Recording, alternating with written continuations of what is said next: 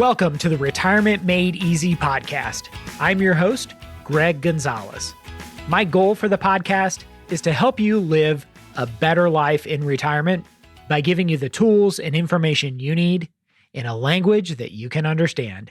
If you're new to the podcast, like I said, my name is Greg Gonzalez. I'm out of St. Louis, Missouri. I am a fiduciary financial advisor and work with clients in almost 20 different states. Many clients are in Missouri and Illinois, of course, but many have relocated, maybe because they wanted to retire in Florida or in South Carolina. Other people had a job relocation, and some people found me through a radio show or a podcast over the years, and they're happy working with a financial advisor remotely. The clients that we work with are 50 and older, trying to plan for a successful retirement. They're trying to make the right decisions, the right choices to set themselves up for a bright future. That's what they want. So as their financial advocate, their family's financial advocate, I'm there standing side by side with them saying, oh, do this and not that. Oh, hey, try this. This is what we should be doing. And here, let me teach you. Let me explain why. And like any good SmartVestor Pro out there, I have the heart of a teacher. And I want to see people succeed and make the right choices because I've seen so many people go down the wrong paths and make terrible decisions, and then they're stuck with the consequences of these bad financial decisions. So last year in 2020, I started the Retirement Made Easy podcast to kind of be a resource for all the people out there that are wanting to plan for a bright, successful retirement, but they're faced with all these different choices and they don't know where to look for help. There's magazines like Kiplinger's and Money Magazine. You can Google anything and you get information, but you don't get wisdom. Wisdom comes from someone who has years and years of experience dealing with these issues day in and day out. And I have the great opportunity as a financial advisor helping families with these different retirement decisions and choices that they face every single day. And I'm fortunate enough to help answer and guide people as these questions come to mind. So this is our last podcast episode of 2021. And for the entire month of December, really, I've been trying to make our listeners happy and devote the entire episode, or as much as I can, to help answer listener questions. And so I've received a lot of feedback from listeners, and they've really been enjoying this Q&A. And the questions are submitted through my website, retirementmadeeasypodcast.com. And then I'm also taking a select emails. Some people just email me out of the blue, which I love hearing from listeners. Greg@retirestl.com. Greg, Gregg, @retirestl.com. If you want to send an email, but it's on the website, retirementmadeeasypodcast.com. You'll see Ask Greg a Question at the bottom. Feel free to submit your question, and no silly questions, no dumb questions. Love hearing all of them.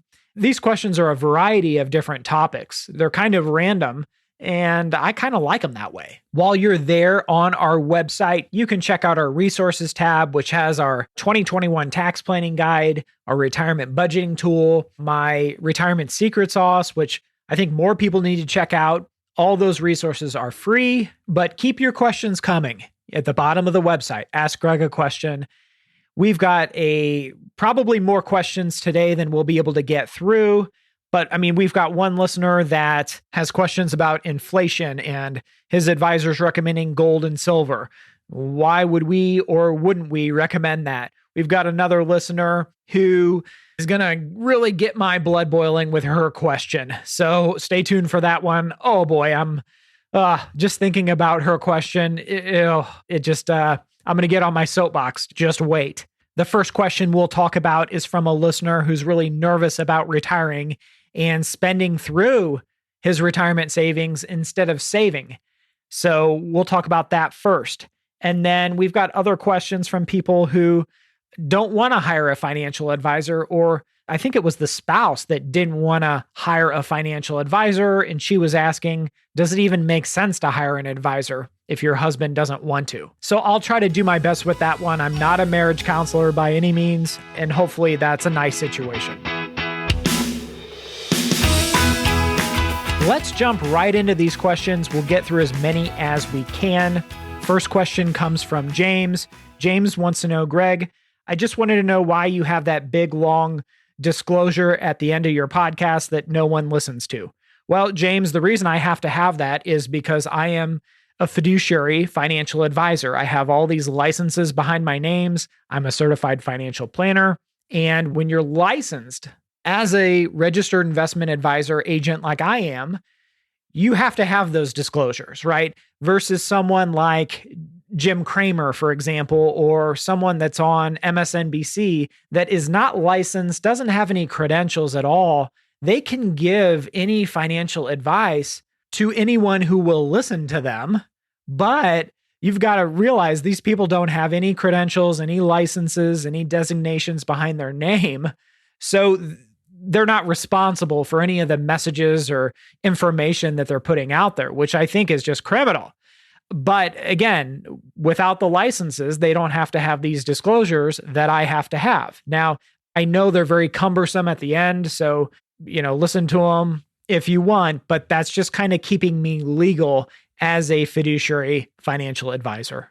And what I will say, I'll add to that, is there's a lot of journalists and people that they think they know everything. But if you kind of dive deep down and you say, okay, well, this person doesn't have any degrees in finance, they don't have any credentials, licenses, certifications, anything like that. Why are they even putting themselves out there as a finance expert?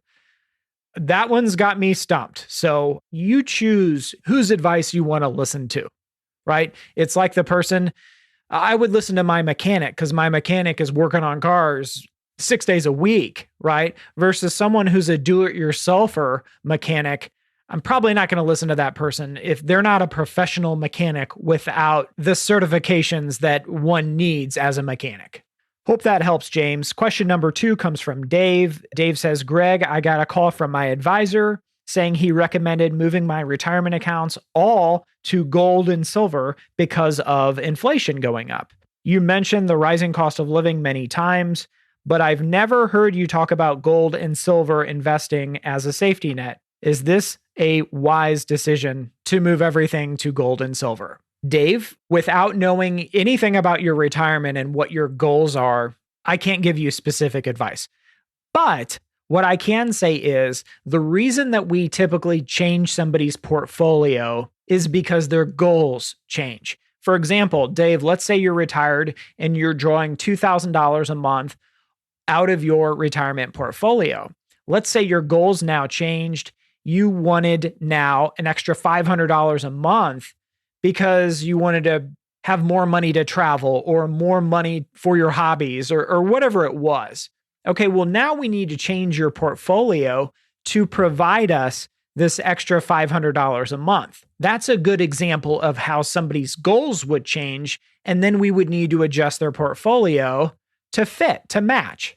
If you needed $2,000 a month, I wouldn't recommend gold and silver for your entire portfolio because gold and silver don't provide interest or dividends, right? So that wouldn't work. So I can't speak for your advisor, and I don't like the all or nothing kind of thing. Okay, we're going to move it all to gold or all to silver. I don't like that. I like doing portions. If we're going to make some changes, I like to come up with, okay, what portion should we make a change to? It's generally speaking, it's a bad idea to do an all or nothing. You just lose the advantages of diversification that way. And I really don't like the idea of, okay, we're going to abandon your plan that we've put together to rush to this safe haven, so to speak, if we're calling gold and silver a safe haven for a temporary challenge like really high inflation. Yeah, inflation's always going to be there if you've listened to any podcasts. I mean, something we can plan for. But certainly, I think a reasonable person can assume that inflation will start to go down, whether it's months or maybe it takes a year. It's not going to stay this high for the next 5 or 10 years. So Dave, if I were you, I would, of course, book a meeting with your financial advisor and see what he or she is talking about. And then maybe you can decide whether this is something you want to implement or not. An important point, if you learn nothing from today's podcast, what I want you to take away is just because somebody recommends something to you or offers you their advice for your situation, that doesn't mean you need to obey or follow through with it or implement it, right? You just got somebody's opinion on what would be best for you, but that's just somebody's opinion. I think we can all agree that there's bad advice and there's good advice. And if you ask 10 different financial advisors or people who call themselves financial advisors, I think you would get a lot of different opinions, some of it being very bad advice, some of it probably being very good advice. It just depends on who you ask and what you may hear from people. So I hope that helps. All right, next question comes from Jeff. Jeff writes an email, Greg, thank you for the podcast. I have learned a lot. I would like to retire, but I am very nervous about my paycheck stopping and being forced to spend my retirement savings to live on. I am so used to saving and putting money away that I am scared to stop. Do you have any suggestions or advice for me? Jeff, thank you for your question. I have heard this from a lot of people, and I've never retired before, but I have helped a lot, probably dozens and dozens of people retire, putting together a plan that makes sense for them. And I have heard emotionally, psychologically, it's a hard transition because working 40 hours a week, some people 60 hours a week, some people even more than that. When you're working that much and then all of a sudden you're stopping, but more so psychologically, maybe you're saving in that 401k and you're just every paycheck you're saving and investing and putting money away, you're living on less than you make. And then all of a sudden that whole cycle stops. And all of a sudden now you're spending the money that you've been saving for all these years. And now you're not saving any. It's a hard adjustment. Some people have a really, really tough time with that. And the more I thought about it, the more I had empathy for these people. And my best advice and my experience, Jeff, with so many people retiring is maybe the possibility of a semi-retirement. So maybe it's instead of 5 days a week, it's 3 days a week. And so you can kind of wade into retirement. I had a client that literally went from 5 days to 4 days. Another year went by, he went from 4 days to 3 days. Another 6 months went by, he went down to 2 days and worked for 2 more years at 2 days a week. And then now he just works as an as-needed basis. So what he was able to do is his paycheck went down the more days he cut, and the amount of money that he started drawing out of his retirement accounts supplemented his monthly income needs. So he wasn't forced. Yeah, he couldn't save as much anymore for retirement, but he was able to just dip in little by little into his retirement. And now at this point, I think it's been 6 or 7 years since he started kind of cutting back at work. And now he's entirely drawing out of his retirement, and his Social Security has started at this point. So he's in a lot better spot.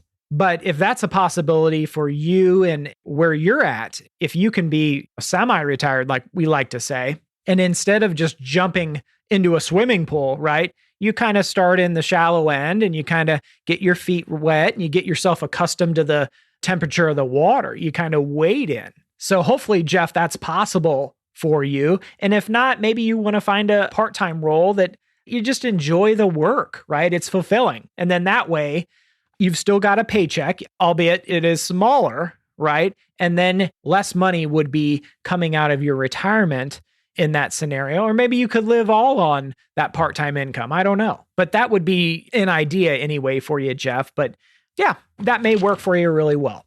The next question comes from Linda. This question, oh boy, this gets my blood boiling when I read something like this. So be prepared. So Linda says, Greg, thank you for the podcast. I've got an important question that's keeping me up at night. My dad is 83 years old. He's got over $1 million in his investment accounts. She didn't specify whether that's retirement or stocks or mutual funds. It's just over $1 million. And he's doing very well living by himself. We went to meet with an elder law attorney who said he needs a Medicaid annuity and an irrevocable trust so he doesn't go broke in a nursing home. He will qualify for Medicaid assistance if we do this. What are your thoughts?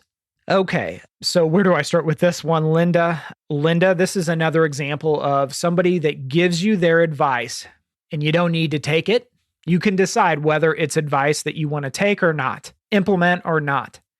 So, this elder law attorney, what they're trying to do is tell you and your 83-year-old father, let's put this $1 million or as much of it as they can into out of your dad's possession, out of his estate. And we'll put it into this irrevocable trust. We'll hide it, this annuity. And essentially what it's doing is it's showing Medicaid that your dad, your father is impoverished. And there's a 5-year look back. Medicaid's going to look back 5 years. But after the 5 years, let's say now your dad's 88, he needs custodial care, assisted living, that kind of thing. If all of his assets, all of his $1 million portfolio investment accounts that you said, they're now in this Medicaid annuity irrevocable trust, they're hidden, he is going to look impoverished. And for his assisted care, how do you pay for that? Well, his Social Security will pay, and then Medicaid is going to pick up the rest. So that's the whole idea behind these proposals that you hear from these elder law attorneys. And of course, I've seen these proposals. You got to pay the elder law attorney like 10 grand or something like that to set this all up, set the trust up. They're getting a commission on the Medicaid annuity. And in my opinion, it's absolutely disgusting. Linda, your father has probably worked hard and invested his entire life. He's 83 years old. The money is in his name. He's got his dignity, independence, control. And what this nasty scumbag attorney is recommending is, oh, we'll hide all this money inside of this irrevocable trust.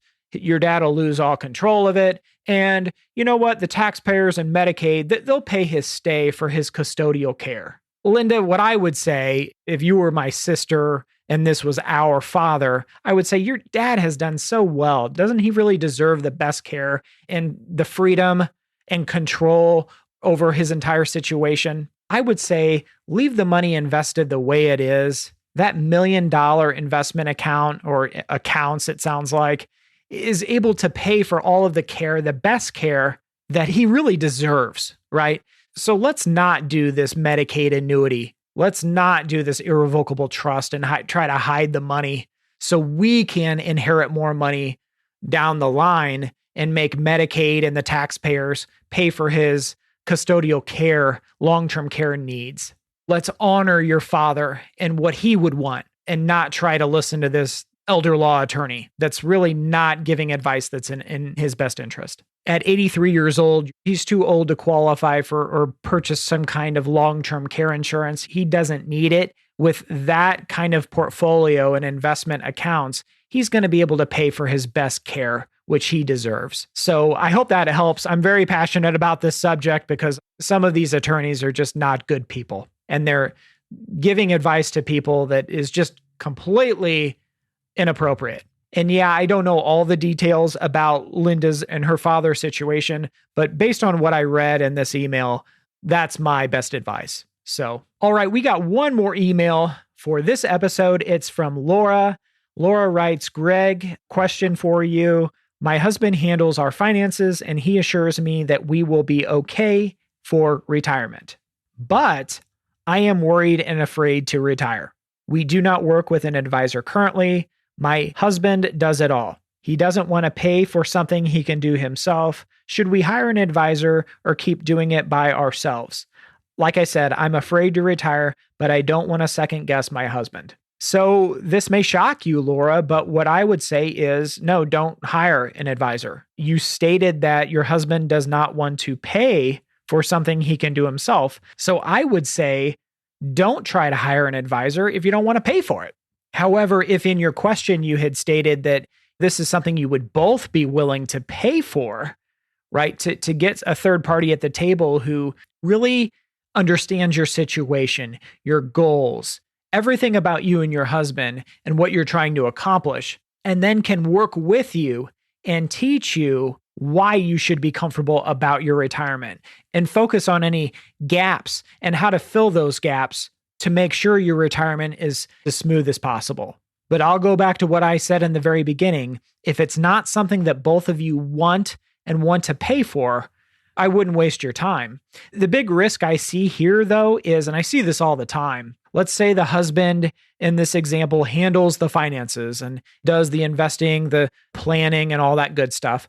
There's probably things that he's missing, right? But that's kind of, beside the point. What typically happens is one day something happens to Charlie. And when that day comes, and it's going to be unexpected, something happens to Charlie. Well, his wife that really didn't have a good grasp or handle on the financial elements of their life. Well, now the poor wife, now a widow, she's left to kind of pick up the pieces, and she's got no clue where to start. And that puts her in a very, very difficult situation. So what I would say, Laura, is you mentioned your husband handles the finances. You two need to be sitting down as a team and figuring this stuff out and developing your plan and what's where and working together, not on opposite ends of the spectrum. That is my best advice, assuming, again, that your husband doesn't want to pay to have an advisor in your corner. Laura, I hope that helps, and best of luck to you. I hope this episode of the Retirement Made Easy podcast has been beneficial. I've really enjoyed trying to answer a lot of these email questions, and I've still got another list that we'll probably get into for the episodes for 2022. So go to our website, Retirement Made Easy Podcast. We'd love to hear from you. And remember, always dream big. The opinions voiced in this material are for general information only and are not intended to provide specific advice or recommendations for any individual. To determine which investments may be appropriate for you, please consult your attorney, tax advisor, or financial advisor prior to investing. This is a hypothetical example and is not representative of any specific investment. Your results may vary. All performance referenced is historical and is no guarantee of future results. All indices mentioned are unmanaged and may not be invested into directly. The SmartVestor program is a directory of investment professionals. Neither Dave Ramsey nor SmartVestor are affiliates of St. Louis Retirement Advisors or LPL Financial. There is no guarantee that a diversified portfolio will enhance overall returns or outperform a non-diversified portfolio. Diversification does not protect against market risk. All investing involves risk, including loss of principal. No strategy assures success or protects against loss. Securities and advisory services offered through LPL Financial, a registered investment advisor, member FINRA, SIPC.